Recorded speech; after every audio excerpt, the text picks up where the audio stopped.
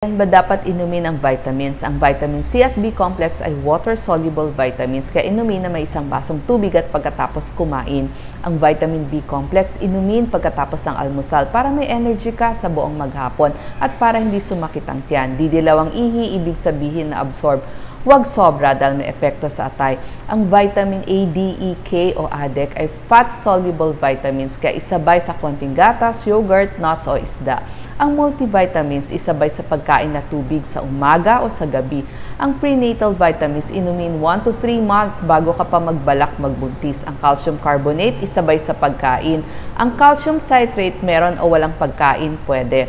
Kapag kumain ng iba't ibang klaseng prutas, gulay, isda, manok, pwede ka nang hindi mag-multivitamins. Ang vitamin A o retinol na ginawa ng cream o kaya serum ay sabayan ng sunscreen at moisturizer. Ang vitamin A, B, C, D, E ay pampaganda.